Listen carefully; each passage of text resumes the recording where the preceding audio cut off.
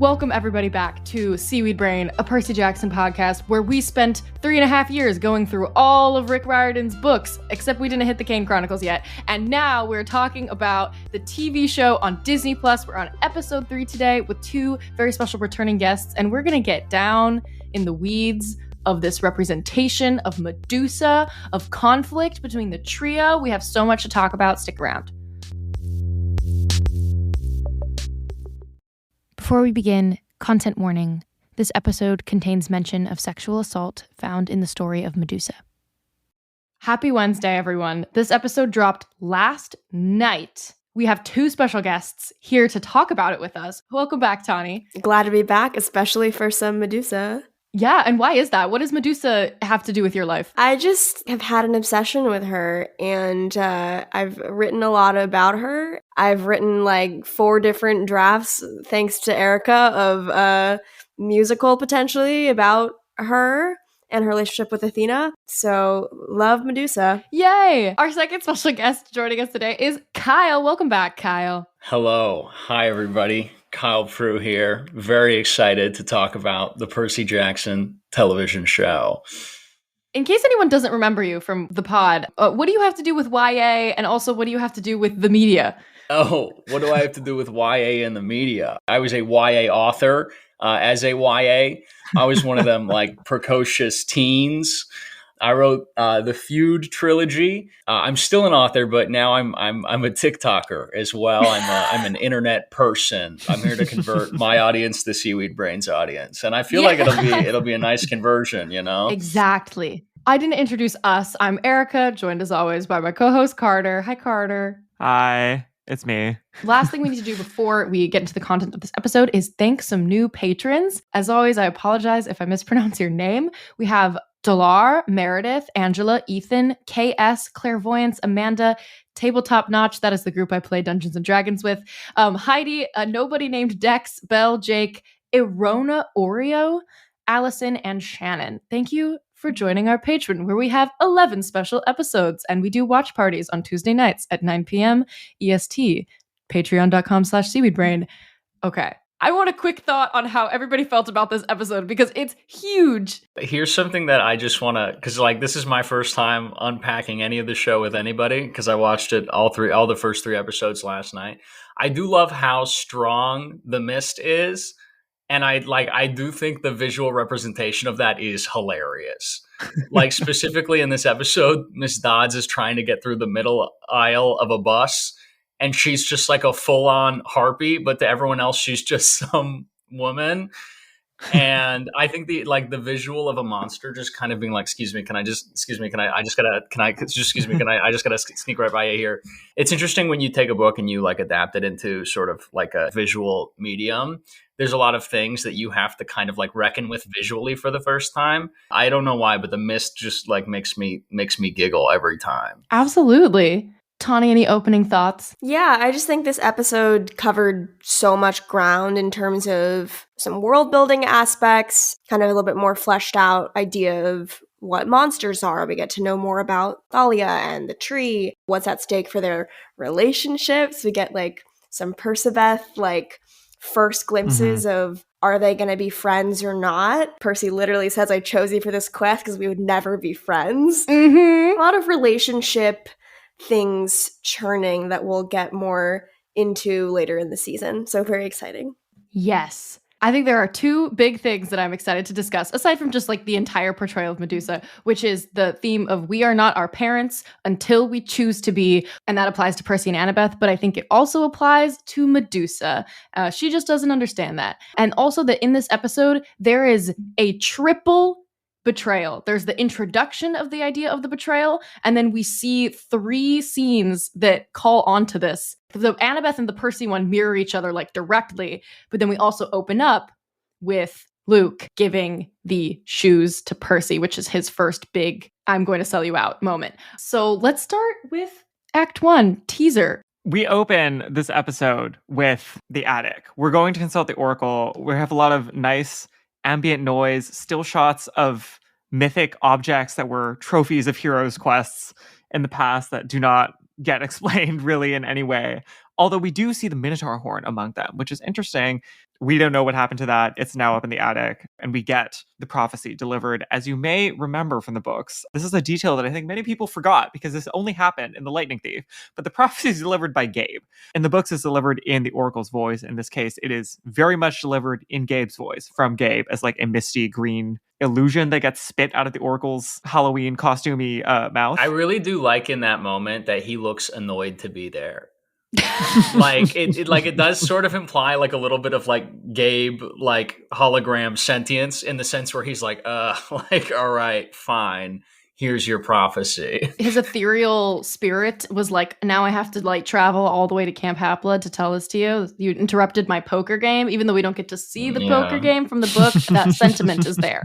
There's the selection ceremony in the dining pavilion, open air, circular gazebo, where it looks like they've gathered the head counselors from each cabin, although they don't explicitly say that, right? Yeah. Well, like Chris is also there, and we know that he's not in charge of anything. Strong campers, as Kyron says. We get like a nice slow pan across a bunch of them, and Percy immediately chooses Annabeth. There's a lot of delightful, like very confused, irritated eyebrow acting from Kyron in the scene. Yeah, Glenn Turman's eyebrows do so much acting. It's incredible. They like move individually of one another, and they can like change the entire expression on his face based on what angle they are tilting at. And they're always just like a little bit surprised and a little bit uncomfortable at all times. This is interesting because what we talked about in episode 2, that Annabeth is not the one showing Percy around. So their relationship is very much not as far along in this show at this point as it is maybe in the book. So how he was going to choose her was maybe going to need a little bit of extra juice. And the fact that he says, if a mission required someone to push me down a flight of stairs for it to succeed, you'd want someone who won't hesitate when they do it. And he knows that Annabeth wouldn't hesitate to push him because she's already done it once into the water. And her little nod when she gets chosen. Oh my gosh. I think it's curious because isn't in episode 2, is it Luke who explains that like Annabeth is waiting for the forbidden child that would take her on a quest? Yes. Does he tell Percy that? In the TV show, I don't think they say specifically that it's a forbidden child, but it is true that Annabeth is waiting for someone to take her on the quest. Copy. Because I'm like curious, and like, is that not part of Percy's decision to take her? Like it's totally like has nothing to do with like what Annabeth wants. Like that's interesting to me. Oh yeah, he knows that he is like doing something nice for her. For sure, yes. So that's one person down, and we're ready to have the rest of the selection ceremony for him to pick the second quest member. And instead, we hard cut to Grover shoveling poop. You know, the rousing strings that have been rising throughout the past scene have immediately cut out. He's arguing with a horse about its diet because the poop is, I guess, extra bad today. And we get the reveal that Percy has chosen Grover to be the final quest member. And specifically, we get the reveal cut in with the last 2 lines of the prophecy. This is the 4-line prophecy. We got the first 2 lines in the opening scene. And now we have the last 2 lines, which are about failure and betrayal. You will be betrayed by one who calls you friend, and you shall fail to save what matters most in the end, which gives us a justification. Like this whole time, I think the episode is really trying to explain to us Percy's selection choices. And in this case, it's very clear that Grover is here because he's like the one person who is least likely, maybe, to betray Percy. That's the calculus anyway. I also want to say that is the most demoralizing last 2 lines of a prophecy that I could possibly imagine. I guarantee you, if I went to see an oracle and it was like, you're going to be betrayed by your friend and you're going to fail to save what matters most in the end, I'd be like, I'm not going. Already over. It's already over. It sucks. It's a good setup. Grover says that he's going to bring the best snacks. Arian is so endearing. He's so precious. I guess that brings us to Luke's scene. After commercial, we come back to Luke entering the Poseidon cabin. There's like this great aerial shot from like behind one of the gigantic like fish prehistoric marine creature skeletons of like Percy looking really tiny and Luke entering. And we have the shoes, the iconic winged shoes out of this like really, really old looking box. I think that it's worth noting that the shoes, if you did not take the time to really closely examine them, the like wings are made out of shoelaces interlaced together, which is like a lovely, cool. lovely little detail. Wow. I just feel like I don't know how everyone else felt about this. I think that the acting from Luke is giving us everything that we need to set up everything that we're going to get, specifically in the betrayal and also in terms of Luke's relationship with his father that we haven't gotten that many details about yet, but we have maybe light clues is not in the best shape. I think it's like even noted in the subtitles, the little pauses that he takes. He's like saying like, these were gift. And then he like pauses and like clicks his tongue or something. He's like, from my dad. Yeah, it felt so important to me that they like bookended the episode with the betrayal. Luke, again, spoiler, the shoes are the betrayal. But I think it's like to start with that and then end it with Hermes felt important. I feel like to like tie back the relationship of the gods with their half-blood children. Yeah. I also think that like something that's like interesting watching this show, because like when you write like a first book in a series, you don't necessarily know exactly where it's going and like how hard to like hit your themes, et cetera, et cetera. It's really interesting to watch this show with like the benefit of foresight and to like understand that this was like written and created with the benefit of foresight, in the sense where I feel like a lot of the like things that are going to be like thematically important are hit way harder than they are in the first book, which is what I really like got out of this episode more than any other. You know, the understanding that the show is a lot more concise about what it means to say, because it understands that this sort of dialectic between is this structure worth preserving, it's in it from the jump, where I think that the first book in a lot of ways it has a little bit of like Harry Potterism, in the sense where they're just like, man, isn't this cool as hell? You know, like there's a lot of like, they spend a lot of time kind of like luxuriating in how like awesome things are. But I really do feel like from the jump here, we are made privy to like the thematic struggle, you know? For sure. I can't get over how well hit the idea of the betrayal is in this episode, because last week we talked a bit about why the prophecy and the start of the quest wouldn't go at the end of the most recent episode, but to start it here and to get the prophecy line about the betrayal here, this entire episode is about who is going to betray me. From the start of the prophecy to obviously seeing those scenes with Percy and Annabeth talking to Medusa and Alecto, but then knowing as book fans, because much of the audience of this show are going to be people who read the books, period, getting to see Luke enact the betrayal, it's like Shakespearean. Like we are participating in this like level of dramatic irony to the storytelling because we know what's going to happen. I think for the non-book fans, there is something here that is a little nugget placed about the idea of Luke's betrayal, because Percy's thinking about it. Percy is wondering which of the people who might participate in the quest might betray him, and that's part of his calculus. And what he says, though, is not that he thinks that Luke might betray him. He specifically says, like, basically, like, I want to go rogue on this quest. Like, I don't know that I care about this lightning bolt. I just want to rescue my mom, and I'm optimizing my quest choices for rescuing my mom, and that's why Grover is going with me.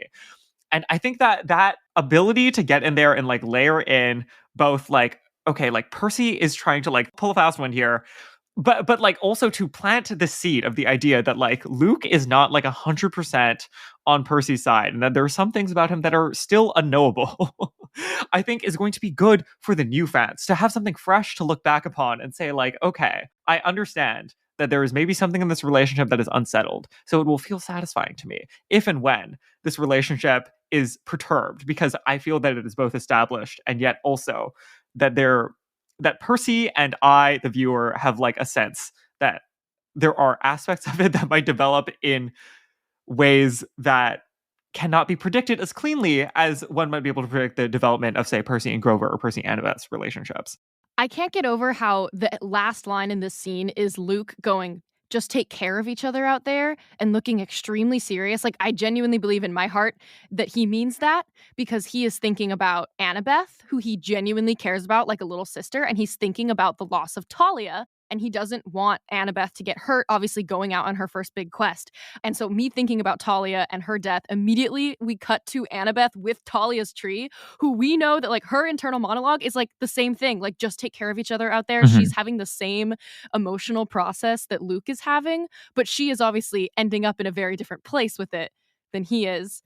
And that jump cut really one of my favorite parts of the episode. She looks so tiny next to this tree, and she's like touching it, and like you can imagine that she's like talking to the tree and like having a moment. Yeah, and I think just like the like opposition of their journey together, trying to get to camp and like to safety, and like the safety of like Talia's tree versus the like opposite journey of leaving camp to go into the unknown, into this quest where like anything could happen and you might not survive. Like Annabeth tells Percy, if you follow me, you might survive this, that survival is not guaranteed and anything can happen. For sure. It sets up the dramatic stakes and it sets up the impersonance. Percy is such a little snot in this scene in a way that is kind of delightful and sets us up for all of the nice little zingers and the general disrespect for propriety and existing structures that we will appreciate about him. But also in this scene, to me mostly, and I think for most viewers, this will come off as annoying and grating in a way that is important to balance out the character. What does he say? He says, the most powerful being in the universe's best idea to save his daughter was to turn her into a tree. He also says that she met a pinecone's fate in response to Annabeth asserting that Talia met a hero's fate. I almost killed him. I almost had to get up into that TV screen and tell that boy to learn some respect. Somebody needs to gather that boy. Something like funny to me a little bit is like, Percy saying, oh, like the most powerful being in the world, like the best idea he had was to turn her into a tree. And it's funny because like if you're familiar with like mythology, Zeus is not like full of good ideas.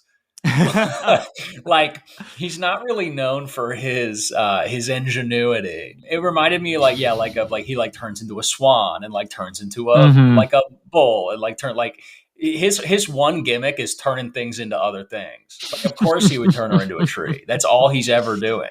I also feel like you said, Carter, to balance out his character, we've been really seeing this like extra moral, extra kind, extra thoughtful version of Percy, and we will continue to see that as he like understands so much about monstrosity and like all of this because Sally has taught it to him. And like we have this feeling that like Sally was a really good mom who was able to instill all these implicit values into her son. But at the same time, I feel like what we're seeing here is that he has spent most of his upbringing in boarding schools, and that as like nice and sweet as Sally made him, he also is like really sassy, super annoying, like has a lot of comebacks because he's been bullied his whole life, and that he can hold both of those things is the beauty of his character. Yes, it's a broader idea of impertinence. At the same time that he's being rude about Talia's tree, like the underpinning here is a critique of Zeus, right?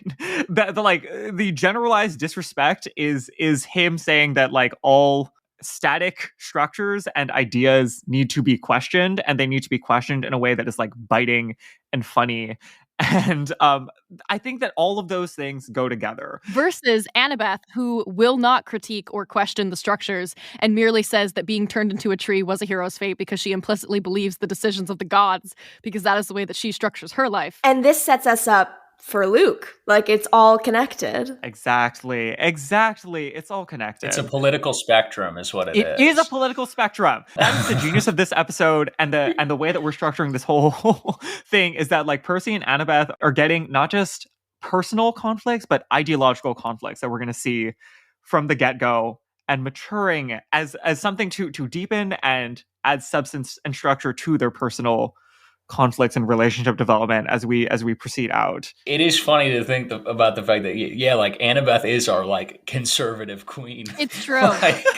She's like a conservative queen in the way of the nerd who keeps their head down and grinds and is like, someday like I am going to be on top. She has that like that is the kind of conservatism. Army brat energy, That as well. Literally that. And then we have Grover who is like, all we need is the Green New Deal. Like, if we could all get along. So true. Total hippie. And it's all written by Comrade Rick. Okay. We should get on the bus. We have this like lovely shot as we're leaving of like Annabeth like running ahead of the boys and the camera like pulling back and out to see like the sweep of things and how far ahead she is of them because she's like not waiting or like checking to see if they're okay. Oh, delicious. We're on the bus. We like take a little taxi into New York. We see Daphne, one of the writer's daughters, art. Daphne! Shout out to hanging Daphne's in daughter's New York art City. hanging on the poster when they're getting out of the cab. Isn't that so cute? Oh my gosh. It's very cute. We have a Grover voiceover that's like telling us about how important quests are as we like go to Port Authority and get in a bus where we're sitting in the back by the toilets. Let's all collectively as a group just get it out. That is not Port Authority. That is a It is not Port Authority. Real Port Authority looks even worse. Feels even worse. Is disgusting in every single way. There was not nearly enough trash on the street. This is Canada, and the rest stop, as we will see, is also Canada. Lush, tall pine trees. Lovely. We get to the rest stop on the bus, and Annabeth is letting the people know that she is the only one who'll be getting off because Percy needs to stay clouded in the fumes of the Greyhound bus's movable toilet for the safety of the quest. This discussion, again, sets up this clean bridge between the personal conflicts and the personal differences between Percy and Annabeth, which is that like Annabeth is like a rigid person. Type A, head down, we are going to streamline our operations, optimizer, against Percy, who is raucous, rebellious, and like we see those things merging into a proto-ideological disagreement as well, where like Percy is really like, I think we need to vote on this. And Annabeth says, no, there is no voting if I am right. Far be it for me to call this 12-year-old girl an authoritarian, but it's true. She is. Like, I don't think she would say that that's a good universalizable political philosophy that like there should not be voting. No, but like, she's 12 and she context, cannot. She may be behaving a little bit differently than she thinks is an ideal behavior. You know, I don't think that she gets home to her bunk every night and is like, I did a good job being myself today. I think she is deeply uncomfortable with herself. Yes. We also get the consensus song. Grover's attempt to resolve the disagreement here between Percy and Annabeth about who gets to leave the bus is to break into song and start clapping and singing a little ditty that was written by the showrunner and not a full-time professional composer about how we all need to get along. I wanted to ask Thani and Erica, is this how musical theater people solve conflicts? Like, I would say musical theater people solve conflict more by like getting into an empty parking lot and starting to like form two lines and snap towards one another. Right. Okay, because I was watching that and I was like, I definitely gotta bring that up with Erica because this is how I imagine it. This is a classic. When I say conflict resolution counselor Grover, he is like getting in there like the social worker, the 24-year-old social worker that he is, trying to resolve this conflict. I feel like this is something that they teach them in Satyr Protector School. Like, they sit in a circle in the woods and they're like, okay, everybody, when your demigods can't get along, this is a great tool that you can use to really listen to both sides. To make everyone feel heard and respected and nice. When you read the books and you like find out Grover's 24, you're like, oh, right, an older age. But when like watching this show at my current age and understanding like what it feels like to be 24, I'm like, damn, how is he making this work? Like, it really gives you newfound appreciation for Grover's patience. I also think Grover is on such a different journey in this episode. I haven't like fully fit that puzzle piece into where it fits in the overall theme, but I'm sure it does. I just need to think about it for like 2 more hours. That he is like really not happy with the fact that they're not getting along and he's trying to get them to get along. But it isn't until the end of the episode where he's like, maybe things need to get worse and more uncomfortable before they can get better. Yes. And he is like, you need to yell at each other. And that is a real point of growth for him. And I will say, I think maybe the way that it fits into the theme is like, I mean, like, I think that's almost kind of to a broader extent Luke's perspective. Ooh. The idea of Annabeth being a person like, I don't want to talk about anything. I don't want anything to change. I don't want to question anything. Like, is, you know, similar to her, you know, kind of conservative, we'll call it, viewpoint insofar as like the structure of Olympus goes, like as a government. And, you know, I think like it could be the show's way of telling us that, like, you know, like you have to break things to make them work again. You know, like you have to demolish structure in order to like move forward with it, you know? So I think it's possible that that's how it fits into the larger mosaic. Thank you for that. Noted author Kyle Prue of the Feud trilogy. Everybody read the Feud trilogy. Don't really. Like, do you even want to talk about the Feud trilogy? Like, no. Well, yeah, it's just like, now it's just like funny backstory. You know what I mean? Like, it's funny too, like, there's no Feud trilogy TV show. So I'll go meet with like book clubs and they'll like ask me questions about it, and I don't even like remember plot lines or character. Like I don't remember You can just anything about lie. it. So yeah, someone I remember I went to a book club and they were like, yeah, well, you kind of have like a little bit of like a dark reputation among YA authors. And I was like, I do? Why? And they were like, well, it's all the cannibalism. And I What? was like, and they were like, there's a ton of cannibalism in your book series. And I remember like sitting back and being like, damn, I don't remember any of that. Oh my God! I was 17. You were going through something. Yeah, I was like, oh, yeah, yeah. And they're like, what's cannibalism a metaphor for? And I was like, I don't know. Really couldn't tell you why that's in my kid's book.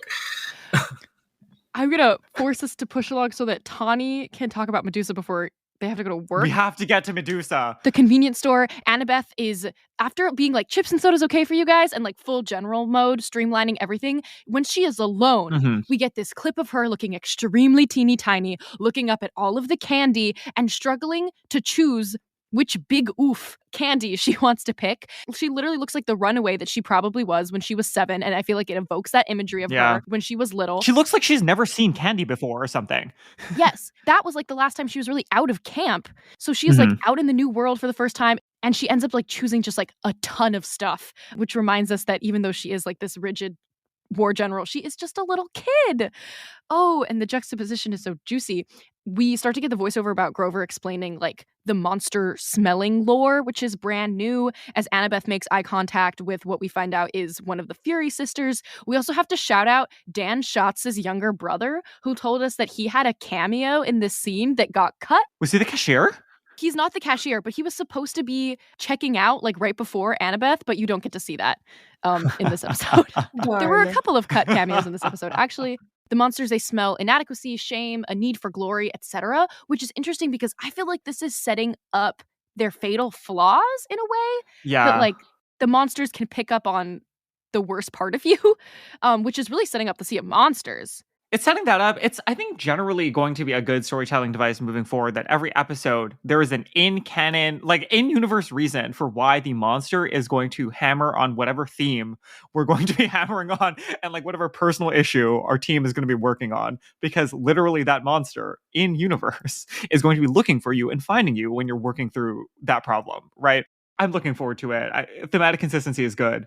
This brings us then to a scene of Annabeth on the bus, noticing Megan Mullally sitting on the side and going to have an invisible confrontation, wartime negotiation with her. Like, she puts on her invisibility hat and sits next to her. Megan Mullally is acting down in this scene. This is giving me full Miranda Priestley. She's staring straight ahead, doing the least with like slight little head tilts and like a brow furrow ever so slightly once in a while, while delivering the like slickest, most gutted, rotted, rude lines that you can imagine. She begins by saying, if Talia were better at her job, there might not be a family of squirrels making her their home. Talia cannot catch a break this episode. Talia's just catching strays like left and right. That, unfortunately, is a really good read. I cackled. Megan Mullally delivered it amazingly. And we get this discussion between Alecto the Fury and Annabeth that is almost treating them as equals who are negotiating with each other, which I think is fascinating for a number of reasons. It's revealed that they have this history. This is not like anything we've ever seen in the books. That it's sort of like a personal side chat between these two people. We see that Alecto kind of respects Annabeth. She refers to her as perhaps the most formidable demigod child alive. The tenor of this conversation to me is giving when Republican and Democratic lawmakers talk to each other behind closed doors. Do you know what I mean? Is this an analogy that's working for people where they like inherently think that the other person in the conversation is evil, but they like understand how the other person works, they respect each other, and they know that like it is possible for them to talk to some sort of compromise that's going to work for both of them, even though like it's not ideal for either of them, and they will leave still being enemies. You know, like this is a situation in which both of them fully like understand each other and like have a framework for discussion that works for both of them. And I think that this is very important to me. This contrast is going to set up really well for Medusa, because Alecto is someone who is like a fully in-universe, this is just my opponent, and we understand that we're opponents, and we're just going to try to each fight each other, like two people who think that the other person is evil trying to win. Whereas Medusa is going to really not present within that framework, not just be like, Annabeth, you're talented, we're going to see what we're going to each try to do our best and see what we can do and try to overpower the other person. Does that resonate? I think the word that you used when we were talking with Emily and Phoebe from Monster Donut was like the lieutenant. She's just an agent doing her job. Like, she may fall into this category of monsters because she smells, their inadequacy, and they are like oppositional in what they're trying to achieve right now, so they have to fight each other. But she's just doing her job. The fact that we have to reconcile as viewers that she falls into the same category as the Minotaur is confusing to us in a good way. Annabeth like leaves at some point in this conversation because a man like comes and sits down in the chair that we are to assume that she was sitting in, which is a brilliant touch. So she like bolts, doesn't even like, as soon as it's clear that like you should trade in your friend, like then you can go and finish your quest on your own, she leaves, period. She doesn't betray her friend. So that is the first betrayal denied. Electo attacks, the sister joins in, we have two Furies, Annabeth throws the knife, there's a close-up shot of the knife on the ground, incredible setup, they escape out through the window, commercial break, and then we end up in the woods. Disagreement. There is quite a bit of bickering at this point in the book, and I feel like they played it up even more for this episode. Also, the lamp shading of the forests of New Jersey, that is beautiful, brilliant, stunning. I didn't know they had forests in New Jersey. Not like that. Lots of shots of like walking, just Percy and Annabeth. Percy being like, this is hard. And Annabeth like, it's supposed to be hard. Percy's like, we should just give up. And Annabeth's like, no, like then everyone would think that they made a mistake choosing us. Percy says, I'm completely comfortable with that. Everybody makes mistakes. And Annabeth is like, why are you so afraid of who you are? They are really at like not even having the same conversation at this point. Like that is how far apart that they are. They have no mutual understanding as the basis for the disagreement that they're having. It is like hard to watch. Percy being like, you should just call your mom for help. And us as viewers being like, oh no, like you can't do that. You just really overstepped the line. The specificity of Annabeth saying, Grover, will you explain to your friend that he needs to pull himself together? Delicious. It's so awkward for him. So shady. She is not even going to talk to Percy. She doesn't even think that it is worth her time to try to explain to him how wrong he is. He was my protector first. So we finally get this hint that like, we haven't been naming Grover every time we've been talking about the story of Grover, Talia, Annabeth, and Luke making it to camp. But now Percy is like, what are we talking about? Why aren't you telling me everything? Is Grover going to betray me? Now worrying about that in his mind. This is cut off by the smell of hamburgers, and we make it to Medusa's place. Okay. Auntie M's Garden Gnome Emporium and Cafe is there. It looks like a diner in New Jersey, but next to the diner is this beautiful, like quaint looking cottage home. The very big change, obviously, from the book is that Annabeth immediately notices that this is the place of Medusa, which I think is great because, like, the importance of this scene is not that it's so spooky-ooky, where are we? The point of this scene is that we are going to get to know this person. Yes. She is the central figure of this episode. I agree that it's good to get that out of the way quickly. And I think that also what we're setting up here in this span of like 5 seconds is a nod to everything that was in this scene in the books and wrapping that up and saying like, yes, we know. We're going to do something a little bit different. Like, we have the anti-M sign, but we're going to tell you right now that this is not going to go the way that you think it's going to go, and that's okay. I also think it's good for Annabeth's character because, like, you know, like, Wise Girl, if she shows up and she doesn't know what's going on and, like, all she does is, like, lives and breathes this, like, mytho-magical life, and she's like, yeah, this is strange, then like it maybe a little bit tampers with our, maybe faith in her. So her just showing up and being like, it's Medusa, everybody, like watch your 6 is very funny. Exactly. This is an important moment very quickly before Medusa walks out because Electo is having a little conversation with them where it very much seems like maybe they're trapped. Electo was like, you should have accepted my offer when you had the chance, to Annabeth. So this is giving Percy now the information that Annabeth has had some kind of super secret conversation with Electo, which is of course making Percy spiral into being like, is Annabeth going to betray me? Because that's what he's been thinking about throughout this whole episode. But then when Medusa walks out, the kids are literally like monkey in the middle between Medusa on one side and Electo on the other. They only have 2 choices. I think that Annabeth would probably choose to fight them both. But Percy says, no, we should go to Medusa, specifically because he trusts his mom, who used to tell him stories about her and stories about the monsters, which is beautiful because we saw this. Like, knowing that episode 1 is setting up this moment right now.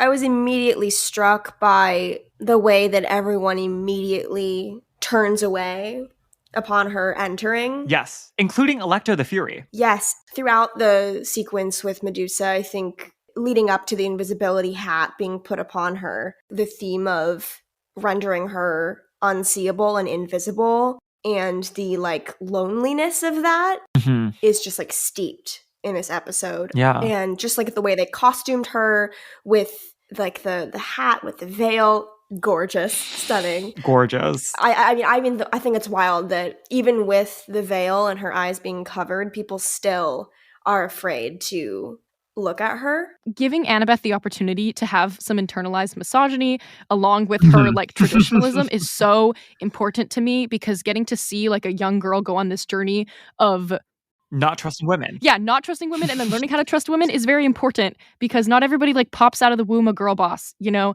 And sometimes stories and storytellers, depending on the perspective of who's telling the story, I think that people these days are a little bit afraid of giving women flaws, and that greatly detracts from the power and the usefulness of telling a story.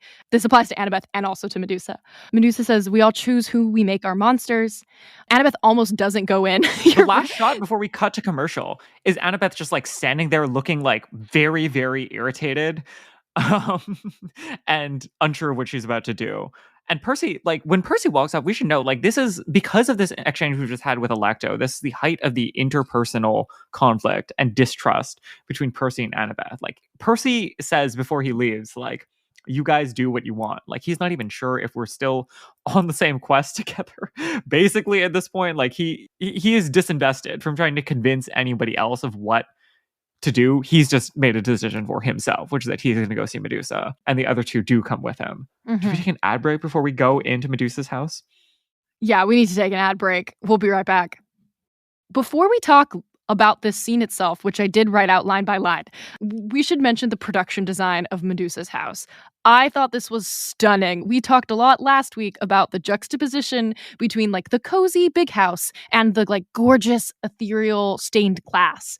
And I think that applies here too, where there is this like cozy, like nice looking external house next to this, you know, normal looking diner. And then on the inside, it looks like a palace. I do feel like there are distinctly American detailing that also, I think, add to the surrealism, like specifically in the kitchen and around the edges of the dining room. We have some decor elements that are also giving you like American 1950s, almost housewife, especially when you juxtapose that against this like foreboding, like gigantic, almost Victorian aesthetic. What I think the emotional conclusion you come to is extreme loneliness. Like this is a house that was designed for someone to throw parties and to host guests. And like she has a gigantic, lovely dining room table that is like empty and clearly too large for her.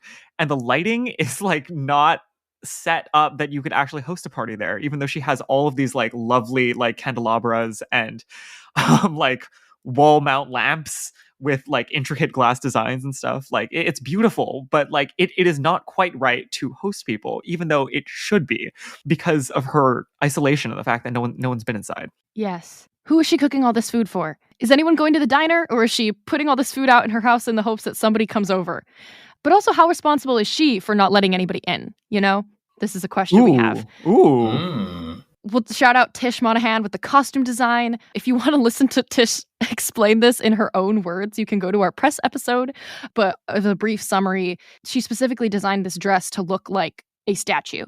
So the idea that while Medusa is surrounded by statues, she is in some way a statue herself. I was very curious about the hat veil, and I thought that maybe that was the idea of the costume designer, but Tish was very clear that it was their executive producers who said, we need a hat veil, and then the whole dress and the rest of the outfit kind of extended out from that like idea. In our press episode, there's also a clip of John Steinberg, the showrunner, talking about how they were struggling at first to figure out how they wanted to design and create this character, because they were trying to make little tweaks, and then ultimately deciding like, oh, it's not like the little tweaks, we just need to make her a woman. They were trying to figure out how to design her like a monster, and it wasn't feeling right. And then he was like, oh, it's because she's not a monster, she's just a woman.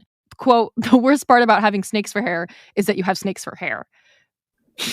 Which is to say that it's very grounded in realism. She has to figure out a hairdo. Like she has to find like a fun updo that goes with her hat. Without like bobby pinning so much that the snakes get irritated. So. Yeah, they hate that. So, something interesting that I kind of found about Medusa's like character design, but also like performance in general, and the way the show is kind of built around her, is something that they used to tell us in theater school, is that like the really great characters change the energy of the room they're in, and like change the energy of the scene. And I think you get that from the first second that Medusa shows up, because like Alecto is this like giant monster, and Medusa shows up and is very still and is very calm and has a soft yet resonant voice. Exactly. Yes. The voice is so important in this performance. And I also think something else that I got from actually my like Greeks class in theater was we had somebody who was playing a king, and at the end there was time to give feedback, and someone was like, I don't think the king had enough presence.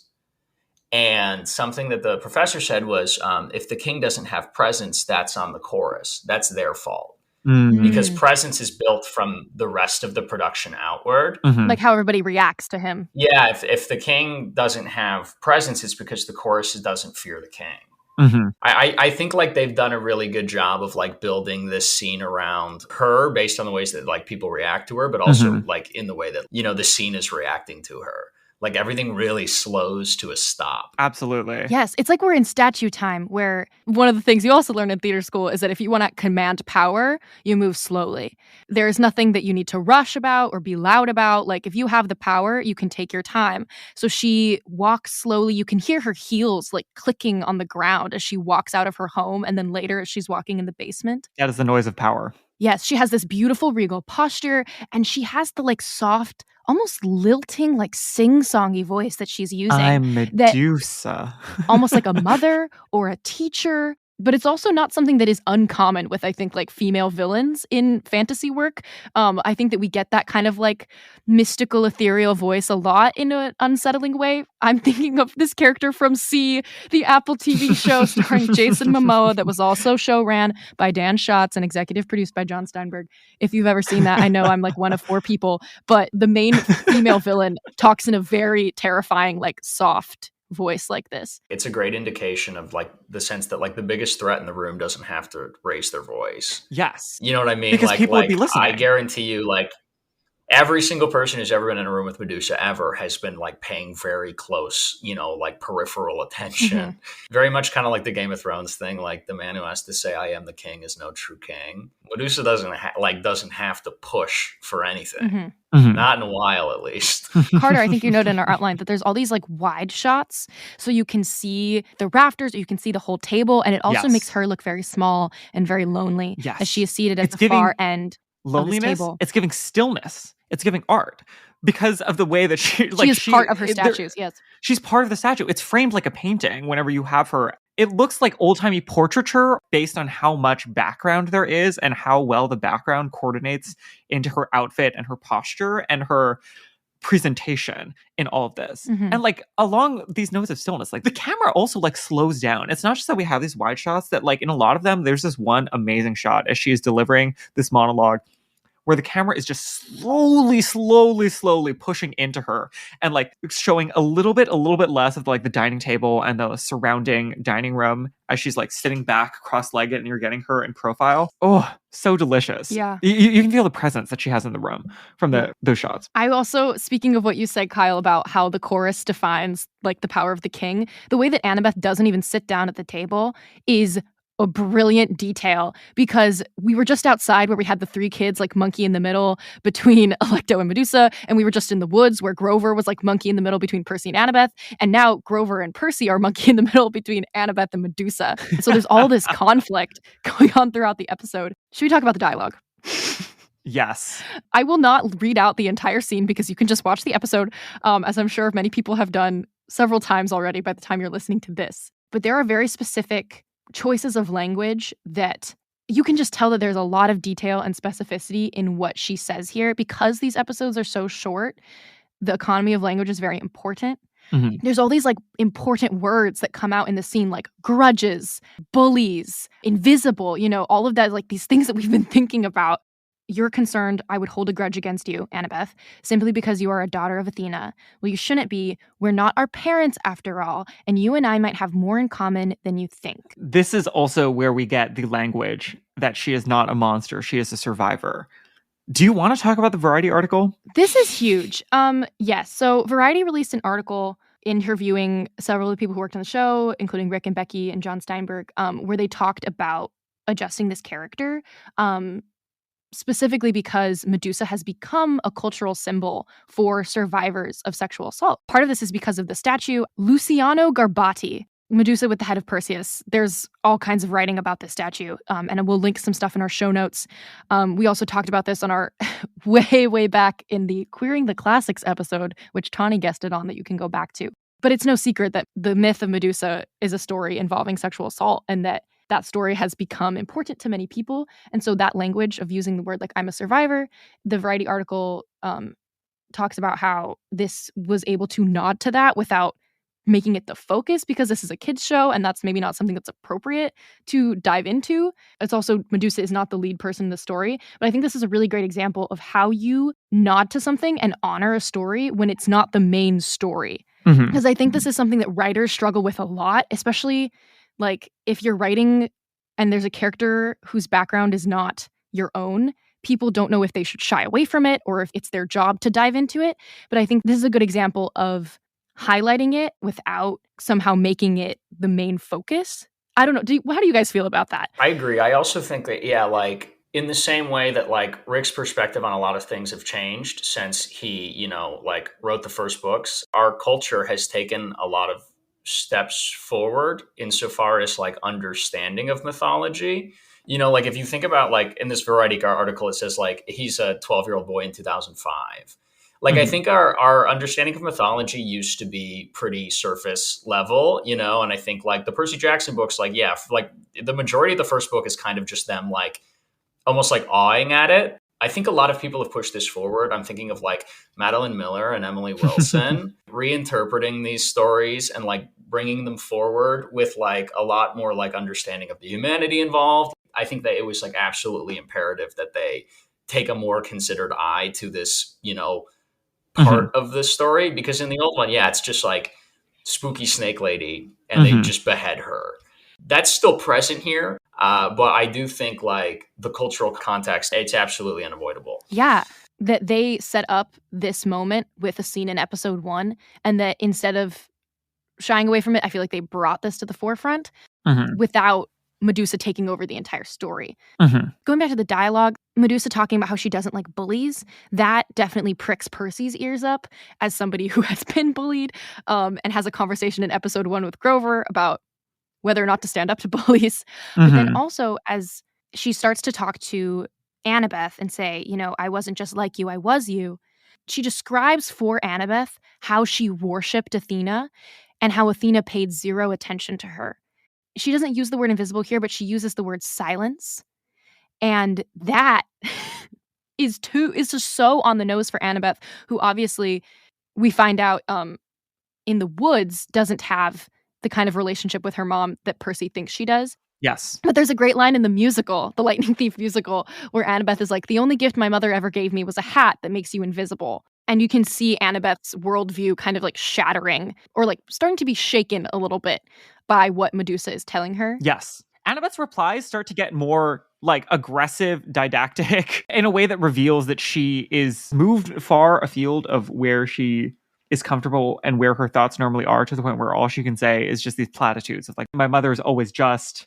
That is not what happened. You are a liar. Yes. The breakdown to these sort of like childish, almost playground retorts is where I think we get Annabeth in a position of discomfort and where her thought process has been disrupted and her worldview has been perturbed to the point where she can't engage anymore and looks visibly like flustered. All she can do is try to build up her like her armor and to try to not think that much about what's being said anymore. This line where Annabeth says, what my mother did to you wasn't a gift, it was a curse. This is the line that makes me think of her hat, because her invisibility hat is supposed to be a gift from her mom. But really, isn't that her mom cursing her to be invisible? And also knowing what we know from the book lore, thank you, Chalice of the Gods, that it like physically pains Annabeth every time she puts the hat on. It's not a gift, it's a curse. And for her to have to say those words out loud and then like work so hard with so much emotional effort to like not think about it, to not question it and to just keep her walls up, you can see how hard she's working.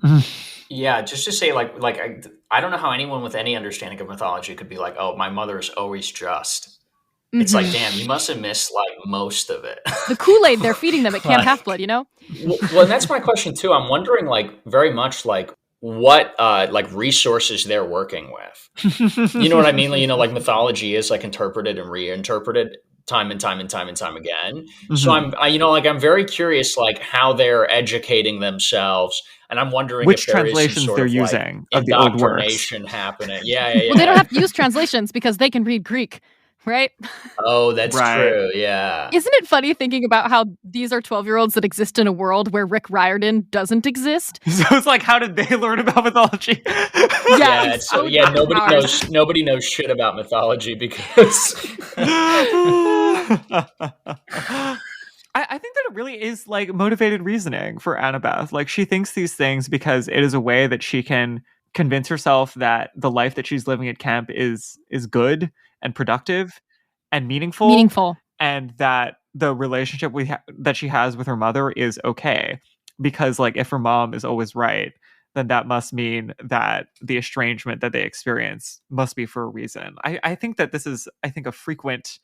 I think this is a thing that a lot of people experience in spirituality and a lot of people experience in parental relationships, that like around this age is when you start to have to ask questions about like when your parents can be wrong about things and like how evil can exist in the world. And, all of these things that she is trying to not have happen right now as she is in a potentially stressful situation with someone who may wish her harm. Yes. The line that full triggers Medusa is so specific. Medusa says, the gods want you to believe that your mother's always just, that they are infallible, but they only want what all bullies want. They want us to blame ourselves for their own shortcomings. And as she's saying this, like, Annabeth is interrupting her and saying, that's not what happened. You are a liar. And this is where it's like, like the air goes out of the room. And that is such a specific word, in the same way that survivor evokes what happened to her. I think that liar, for Medusa, as she is portrayed in the show, to hear that from a young woman of color, like pointing at her and saying, you're a liar and I don't believe you, that is such a brilliant way for the character to turn and say, okay, that's it. She physically turns, takes the beat. You can hear her like breathing before she changes tactics. And then she says, something is burning. Please. Something is burning. Maybe our sisterhood is burning. Our trust of women is burning.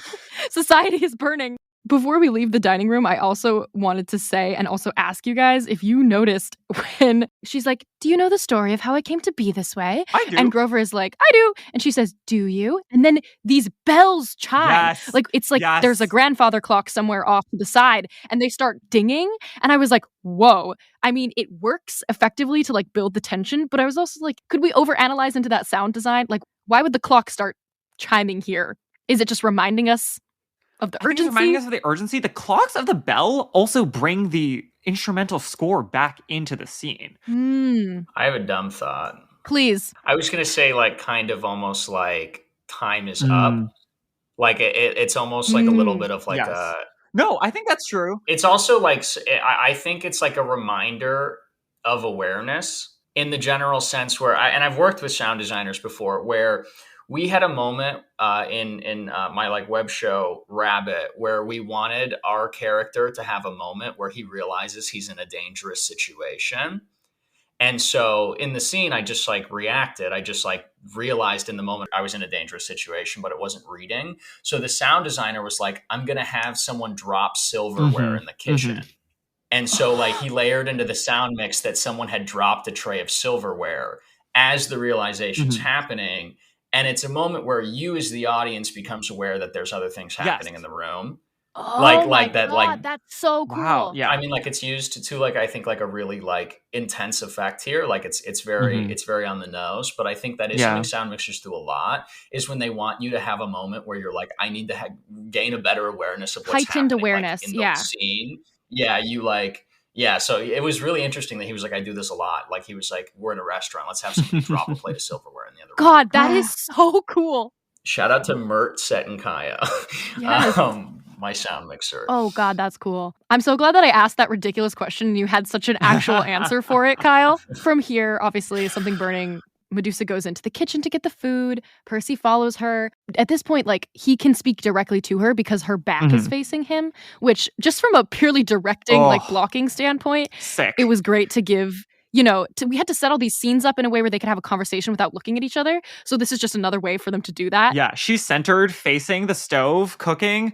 As you have this wide shot of the like really like bizarre, but kind of like beautiful, but also kind of like housewifey and homey, but also like weirdly palatial kitchen happening around her. Also, she might be the witch from Hansel and Gretel. It's all there. And this is where we get that mirror to the bus scene with Alecto, where she offers to Percy to like take care of Annabeth and also Grover, but mostly Annabeth, for him. Before she gets a chance to get an answer out of him, he leaves. Exactly in the same way that Annabeth does. We don't even know when in the scene he leaves because we are focused on Medusa when it happens. But as soon as we turn back to Percy, he's gone. And that is a little bit of Percabeth is the greatest love story ever told for you right there. That they don't even know in this moment that they behaved the exact same way when given an opportunity to betray each other.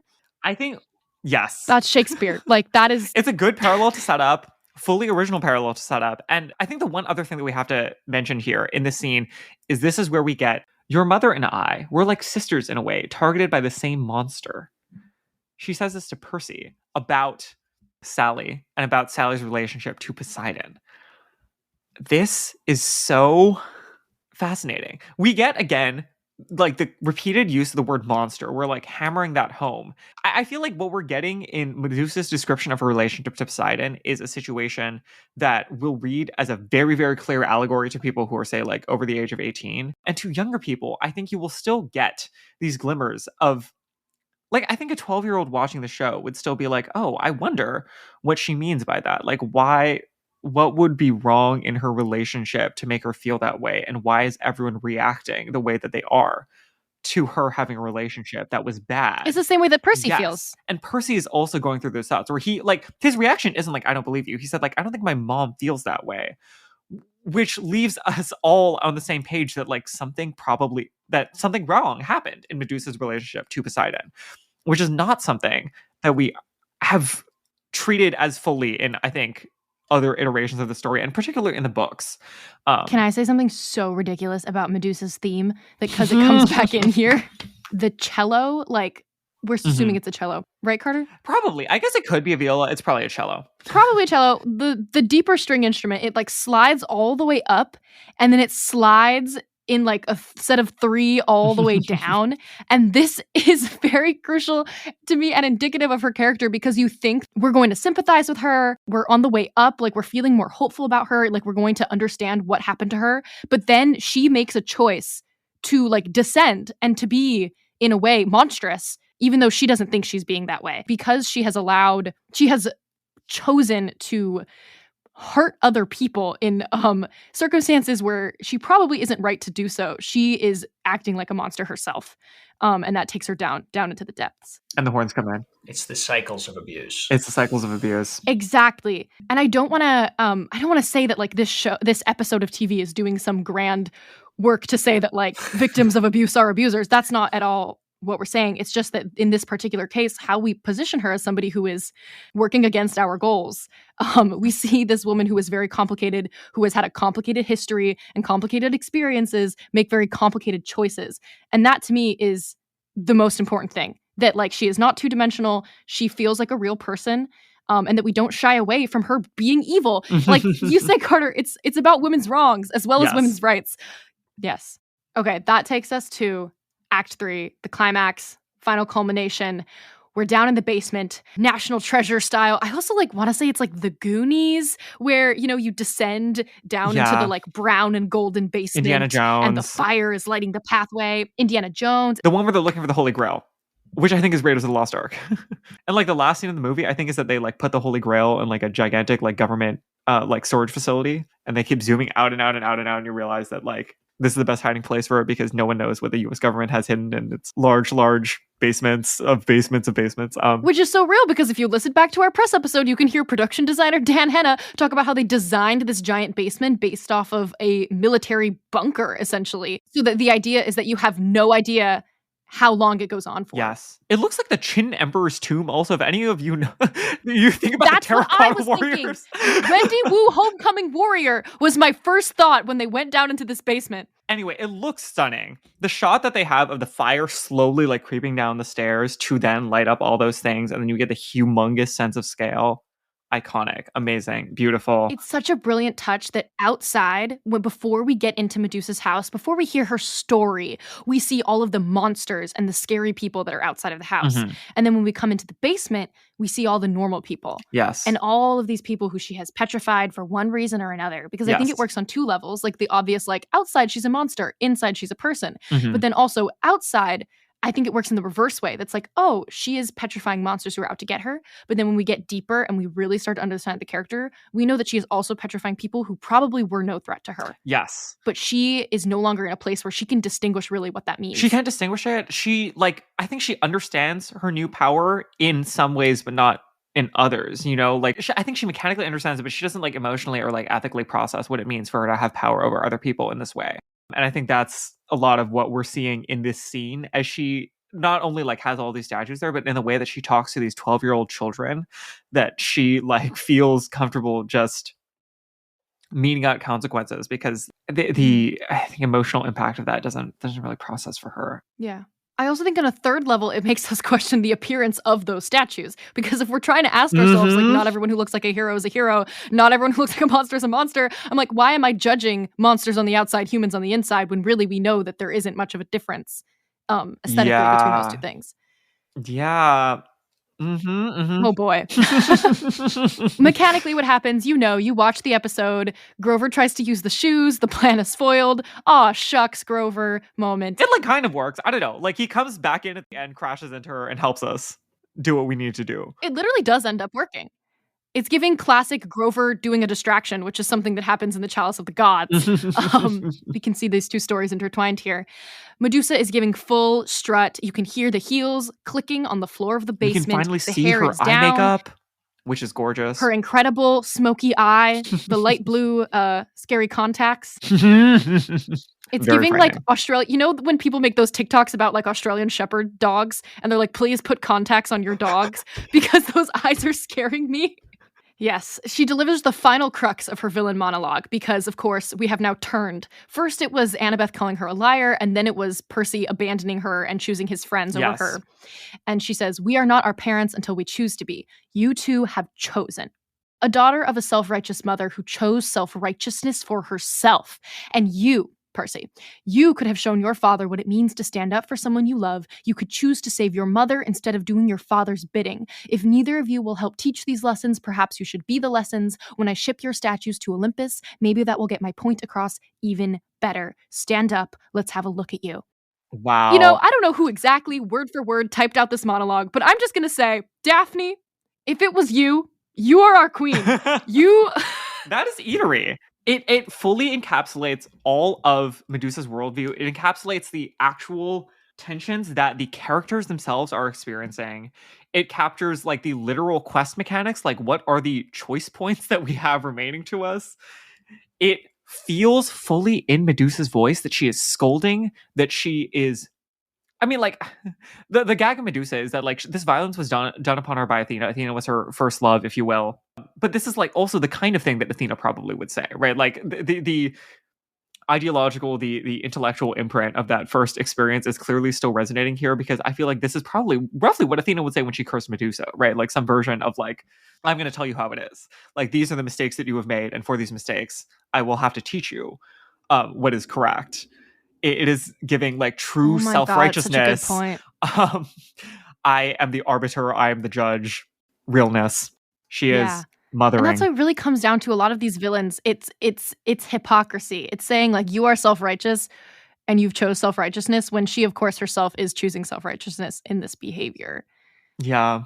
Oh, gosh, it's tough. Everyone is a bad guy, and there's no way to know who's the worst. Karma is going to come for all of us, and I just hope she comes for you first.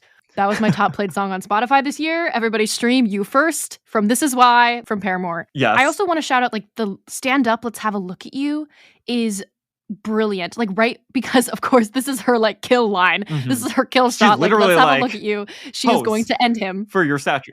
Yeah, but stand up, let's have a look at you. She's an artist. Yes, it's not like also like stand up, let's have a look at you. It sounds like a mom like getting her son ready to go off to school.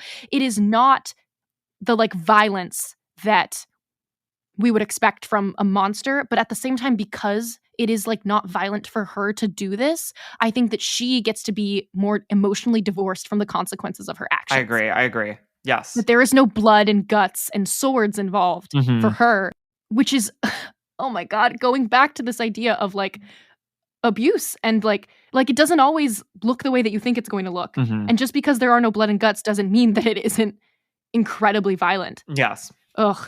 Yeah. Yes. Jesus Christ. This brings us to the final, or well, the scene where they behead her, which I think I know that we've done a lot of important character work on Medusa. I think that the thing that is another layer to the challenge that is basically orthogonal is that you cannot kill Medusa the same way. I think it is an implicit imperative from a storytelling perspective for every adaptation that we need to, that like if you're going to do a fresh version of the story of Medusa, like we need to find an original way to kill her, assuming that you're going to kill her. And the way that they did was so smart with using Annabeth's invisibility hat, because of course we've seen the hat all episode. It like has factored in very prominently. We know that this is going to be something of meaning for her. It sets up the next conflict about how we're going to dispose of Medusa's head perfectly. And the visual, I think, is very striking of like Annabeth like appearing, her disappearing, and then like a slash into the air. And it like tightens the original retelling of the myth of Perseus and Medusa, because he is like his two like magic items that he's supposed to use to help him go off and kill the Gorgon Medusa is the Helm of Darkness and the winged sandals. Yes. Oh, wow. Oh, it's great. That's how you do an adaptation. That's how you revise something that you wrote in 2005 in 2023 and you make it even better. Invisibility hap, head slice, the head becomes the trophy. Some delightful hand acting from Walker as he carries the invisible head up the stairs with Annabeth. High school improv. Annabeth and Percy go upstairs to use the head to petrify Alecto, and we have what is going to live in the memory of fans as one of the most incredible shots in this series, I think, which is Annabeth standing behind the closed door, which is a green, like, majestic gate. Screen. And watching Percy through the gate full on as he petrifies Alecto. In her mind here, you know, if I was Annabeth, I would be like, one, look at this boy achieving something that I am not. Like, I had to give him the head to do this because this is his quest, not mine. Two, what are we talking about with this betrayal thing? Yes. We need to address that. What am I being lied to about his mom, etc.? And then also this fascination and this respect in a weird way growing for this person who is so different from her and approaches situations so differently from her. Yes. But they've just gone through this very like terrifying experience together and they're starting to bond, and she is maybe starting to not only be fascinated by him, but like respect him. Yes. And find him interesting. And these things are all playing so clearly across her face. And there are also these additional, I think that we are starting to see, to me, there are like the edges of like a horror in her face that she, after all of this discussion with Medusa, I think is like not 100% convinced that what they've done is the right thing. And this is maybe the first time she's forced to actually reckon with the consequences of her actions. Like she is looking at the beheaded, like at the, like, you know, like the severed head of a woman who like was basically like relegated to monstrosity by her mother, being used to like murder someone else who she just had a conversation with. And like, you know, they were opponents. And I think that she's not sitting there being like, I think we did the wrong thing. But I think that she is for the first time really visually in one place, like seeing the consequences of her actions and like what it means to fight monsters as something that has losses, as something that has like negative impacts upon the world, as well as perhaps positive impacts that we might consider to be worthwhile in the scheme of things. You know, there's that. I think that there's like a little bit of like a horror at Percy. I think that this is, to me, like this was the first scene where when I was like there with her, like standing behind the bars watching her, because that's how it's shot. It's a shot of her looking, it's a shot head on of her behind the gates, and a shot from her perspective of like Percy like far away petrifying Alecto and making the pose of the Perseus statue, like holding up the head at the angle, like arm fully extended, before he sort of like, you know, like pulls it back, like maybe stumbles a little bit, loses his balance, and like looks like a 12-year-old again. But there's that one moment where I think we are with her being like, this boy is like powerful in a way that is maybe a little frightening and maybe has huge consequences. And like she keeps saying this line that like, you don't even understand how you play into all this. Like, we are part of something so great. Like, you don't even understand. Like, why are you afraid of who you are? Like, she's trying to say, like, you need to step into the weight that you have in the world and the power that you were able to wield. And this, I think, is her being like, wow, I don't know if I actually understood the power that he could wield. Exactly. Until this moment. I also don't know if I understand how I fit into all of this now. Yes. It's giving that. It's giving gender. Because it's not just like a gate, it is like the screen door of a house. She is literally in the home. She's in the home. She is in the home. Watching him do something that she had to support and facilitate from behind the scenes. Yes.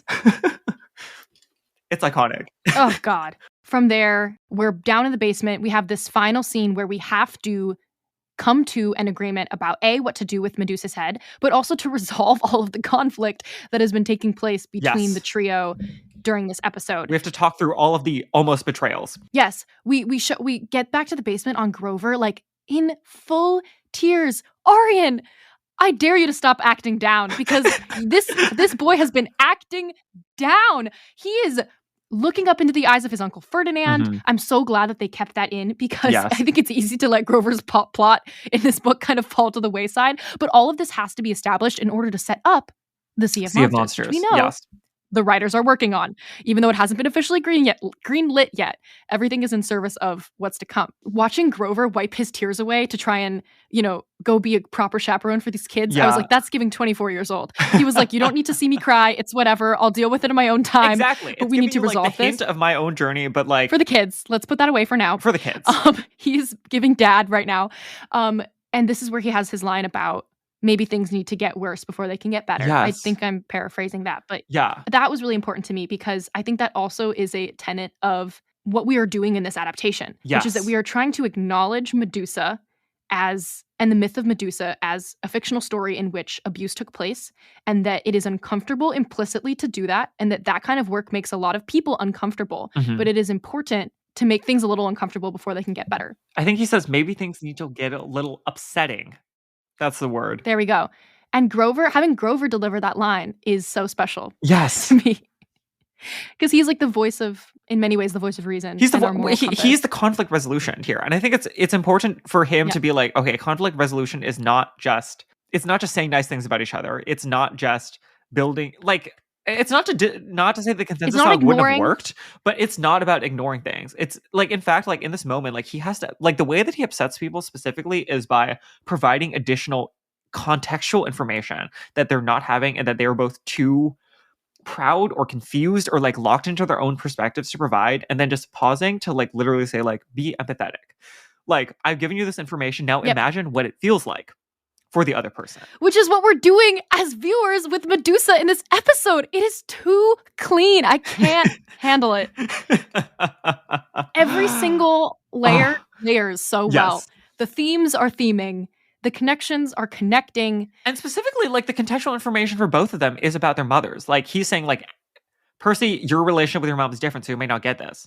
But Annabeth has a weird relationship with her mom where, it's distant but reverent. And for her, what that means is that you need to respect this hat. And then the other way, he's like, Annabeth, you have a weird relationship with your mom and your dad. So you might not emotionally understand what it means for your mom to be gone and then to be back. But you need to think more about that. Percy and Annabeth are able to resolve here.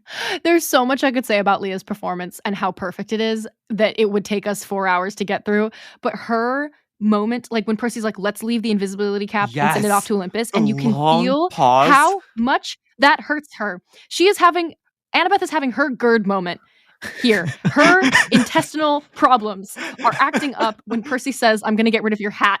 But because she is a good general, she will not say anything. Yeah. And we just move on from it. But you can see Grover that split moment of her yeah. Oh, it's so good. Yes, literally telling both of them what they need to hear. It's that moment when your therapist has to read you a little bit. Yes. After you've been complaining. That's literally what it is. And he wheels it on Percy. And he also is Percy, I know you're still lying about something. I'm going to hold you to account. And Percy is feeling a bit attacked. And then we get the last 2 lines of the prophecy about betrayal. And we finally, which is what we've been looking for. Grover's right. Percy's been acting weird because this whole time he's been staring at the other two of them. He didn't tell people. Yeah. I'm thinking about betrayal. How does this factor into everything? And now we have, I guess betrayal. And then the last line, which is about the dual missions, right? Implicitly, it's about the dual missions. You'll fail to save what matters most in the end. Yes. Yeah. But now we're all on the same And page. now we're all on the same page. Which is great. We get the final reveals. I think we need to read those lines about the two attempted betrayals. Literally, the Persebeth of it all. Or okay, first we need the line that like after he delivers the last two lines of the prophecy, he says, which I think Thani mentioned at the beginning of the episode, I chose her because I couldn't imagine we'd ever be friends. And then we cut to Leah looking like stone-faced still, like slight head tilting up to him.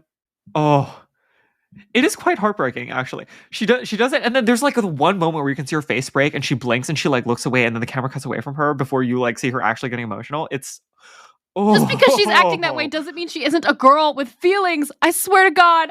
And yeah, Percy fully breaks down. He doesn't know who to trust. He feels so alone, and then he has to reckon with the emotional consequences of what he just said. And then Annabeth, by way of response to this, offers up the explanation of the attempted betrayal. The lines are, Alecto offered to help our quest if I gave you up to her. What did you say? I killed her sister. Beat. Inhale. Medusa offered to help me save my mom if I turned on the two of you. And what did you say? I cut off her head. That's Persebeth. The writer's room knew what they were doing when they did that. They knew. They said, we're creating a bond that will outbond every other relationship you have ever seen in media. They're beginning something. They're beginning something that will grow, that will last. They are so much of this is about setting up foundation that will continue to grow and build and be able to have enough ideological conflict and interpersonal difference as well as interpersonal sameness and respect to be able to carry us through years of development and growth and challenge and collaboration. Absolutely. Ugh. The last thing we should say about this is that we get Percy Impersonance packaging up the head in the box as Annabeth and Grover stand on the other side of the table. And I know that this is absolute conspiracy theory nonsense, but the fact that they are now in a triangle instead of one person being in the middle of the two of them is very important. It's literally true. They are all working together. Oh my God. Triangles are the strongest shapes. Every other time we've seen the three of them, they've been in a line. Or like a staggered line that is essentially a triangle. But let's just ignore that. They're in a triangle here as they are standing all around in like a little circle around the box. Percy's on the other side of the table.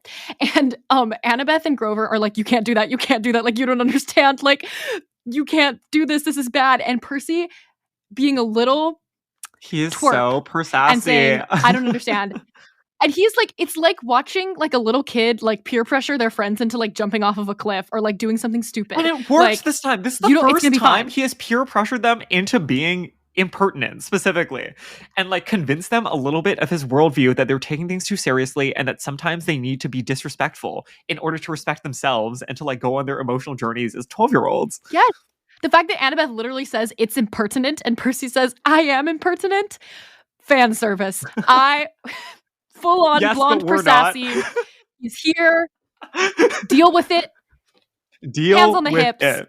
Persassy is here. And Grover and Annabeth are having extreme GERD. And Percy, everything about send this the head is so off. Cute. Oh, the way that there's something about the way that he packs up the box where it's like a little bit too big for him, and he's like working really hard. To me, yeah, he's so tiny.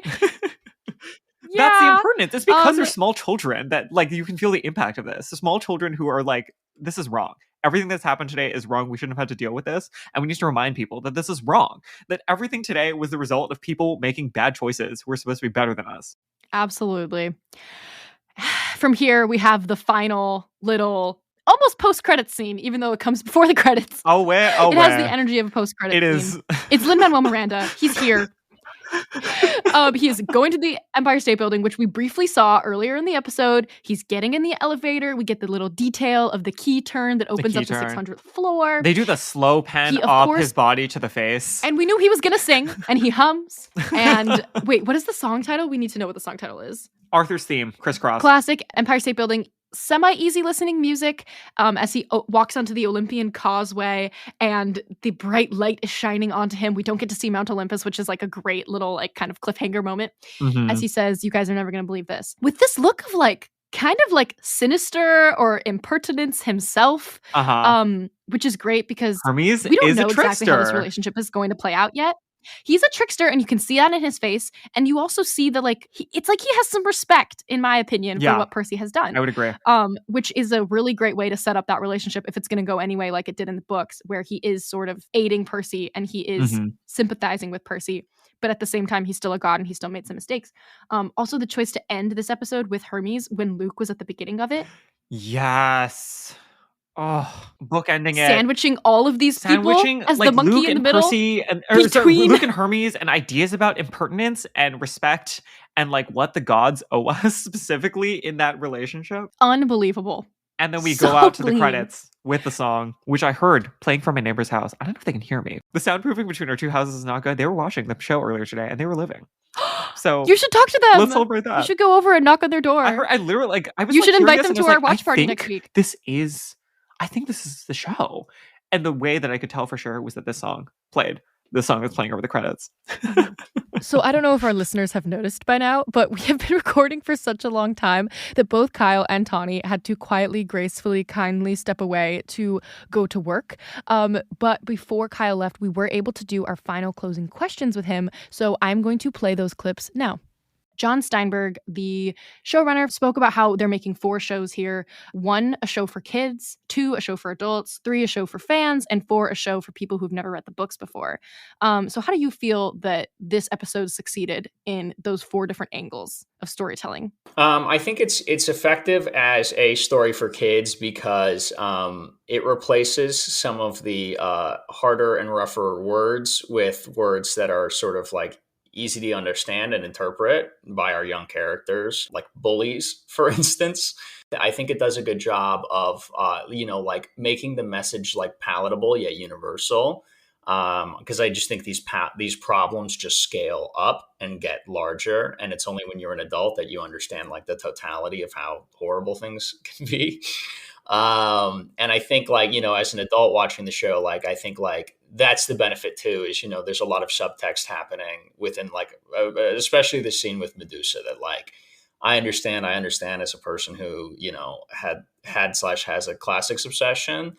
And, it's interesting that I think like me and a young person could take the same message away, and be engaging with completely different context. Yeah, insofar as like a fan of the series, sort of as I was saying, like throughout this, I really do like to see the book interpreted from the start with the understanding of where it's going. Like I do like the fact that we're weighing these complicated moral questions from the jump. And I think like, even like, like I also would say that like serves, like the, my experience watching it as an adult. That's what I'm interested in. It's a reason, I guess, on some level, like why you guys, do this podcast, dissecting and analyzing this like great, like cultural artifact and how it's aged. And so getting to start over at 0 is really awesome. And I also just think that Walker just like is Percy Jackson. Yes. Like it is remarkable to see such a spot on sniper fire casting choice like that. I can't really speak as someone who is not a fan who's watching it, but I will say that like as someone who just like, likes film, the Medusa scene's a really good example. They're bridging together a lot of scenes with very distinctly different energies. And I think that's the sign of a group of filmmakers who understand what they're doing.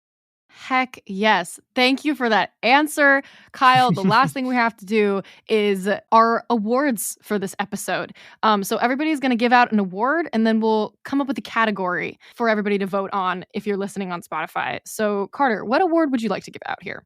I think that I would like to give the Noti Award for, I don't know if I should call it Miranda Priestley cosplay, but I lived for Megan Mullally giving us drama, talking to herself, sitting straight ahead on a bus, and being mean as hell, but also figuring out a way to get us to respect like a 12-year-old. I think that she was doing so much interesting work in that scene, and it was specifically interesting work that I like to see. I like to see a woman in that stage of her career doing that, giving you a performance that I think is simultaneously very dramatic and very campy, and also like funny. I felt all the emotions. I'm going to give the Percabeth is the greatest love story ever told award to the writers for structuring 2 identical scenes in which Percy and Annabeth mirror each other's behaviors without even realizing it, because that is so stunningly beautiful to me and makes perfect sense in the context of the story. Kyle? I'm going to give the literally me award to Annabeth not being able to choose what she wants in the gas station. Watching that scene, I was like I have like indecision anxiety to the point where sometimes I just like won't eat for like a day or two because I'm like, oh, well, like it's so hard for me to choose. So when she was going back between all those like different, like jawbreakers, like gumball type things, I was like, oh, damn, like I have some articles that might really benefit you, Annabeth. Send those to us. We'll link them in our show notes. Oh, great. Perfect. We have to pick a Noti Award category for everybody to vote on. I was going to say something like most rotted, most despicable, vile read delivered by Megan Mullally or Jessica Parker Kennedy in this episode. I think most gutted read is a good one. I think the candidates will be probably like Megan Mullally, Squirrels Home Are for Her Squirrels. Home, Percy, She Might Have Pinecone's Fate, Medusa. I Wasn't Just Like You, I Was You. That is a read. That is in some ways the deepest read. Ooh, You're that girl I thought you were. Yeah. Wow. Yeah. I'm debating whether I want to mention this thing about... No, I think we need to mention the Medusa is Sapphic thing. Oh, 100%. I think we'll leave it at that. Okay, so I want to leave the listeners with this, that this Variety article came out before we recorded this episode, and this podcast exists in a weird space now because, like, I would consider us to be, like, critiquing the show in many ways, but like we're not separate from speaking to the creators. You know, we've participated in these press conferences. Yeah. We have spoken with these people. We understand some of their intentions, but we've been talking about, you know, the death of the author. And I feel like I had to make a real decision here whether I was going to read that article before we did this episode. And I decided to read it. I'm speaking for both of us. Carter can let me know if they agree that we do, as people and people who care about this franchise, care what the creators intended. But that being said, we do not see that as the sole or even the most valuable interpretation of the work. I agree. The creators, I think, are people who we know are going to have interesting, thoughtful takes about the work. Because obviously they worked on it. That doesn't mean that their takes are going to necessarily be the best takes, or that they're authoritative, or that if they were the most disagree with takes. Things that you were thinking, or the most impactful, or like the most impactful take for you is probably going to be someone's interpretation that is maybe like closer to your perspective, or someone who like has more like frames of reference in common with you than the creators. And like, to the extent that those opinions or those readings of the show disagree, I think as long as they're both consistent with the work, do what you want. Hear both of them, care about one of them, none of them, all of them, you know, like... Which is to be said, I totally encourage people to read this article. It is rather long, actually, and is beautiful and does mirror a lot of what we said. About Medusa and the survivorship. Yes. I also want to use that as an opportunity to say, if you were watching this episode and you listened to Medusa talk about Athena and your first thought was, that's a little sapphic, I want to honor that. Because whether or not that was the intention doesn't matter. We've spoken about disidentification. I don't even think this counts as disidentification. Like, disidentification, I think, would be a little gay boy being like, Medusa's fierce. I want to be like her when I grow up. I think this case is literally just being like, okay, she said this. She said all these things about her relationship to a woman. What is the most parsimonious reading of this? You could be like, what is the most emotionally resonant reading of this for me? I think it is very consistent with the text as it is presented. Exactly. Parsimonious and emotionally resonant, to be like, I think Medusa probably was like in love with Athena. And maybe it might not map onto a modern conception of what a relationship would be like, because they were a god and immortal like 2,500, 3,000 years ago, with very different cultural norms. I want to encourage everybody to listen to our Queering the Classics episode from 2020, and also read Antigone Rising by Dr. Helen Morales. And I think that's where we'll end. Wow. Wasn't this a phenomenal episode of television? This was truly... I cannot communicate enough that the first time we saw this, we just had to sit there and like, we weren't recording. Like, I think we do have a recording of it somewhere, but like we were just sitting there on like a weekday night being like, we have to talk about this because that was a phenomenal episode of television. That was like one of the most, that's like among the most excited I've been for like a moment of television in quite a while. Yeah. I don't want to say that like it's downhill from here because it's not. It is uphill from here, but like this will probably be the most impactful episode in this season for us personally. I think, yeah. Next to the Tunnel of Love and whatever goes down in episode 8. Like, it's very probable that that something will top this, but this was so good and was so exciting. Yes. Yes. Everyone, stay tuned for what we've got in store. We've got some cool things coming up. We will be continuing our Tuesday night Patreon watch-alongs. I'm going to drop in Kyle's clip here about all the wonderful places you can find him on the internet. Thank you so much for having me. You can find me on TikTok and Instagram at Kyle Prue. I have a Substack now where I'll be writing weekly articles. Yay! And I have a web series called Rabbit on YouTube, which will be getting longer. So those are the best places to find me. Okay, amazing. Everybody go and find Kyle if you aren't. I'm sure many of you are already following Kyle. He's famous. Tawny had to go to work, so I will drop Tawny's information in our show notes so you can follow them and check out their work.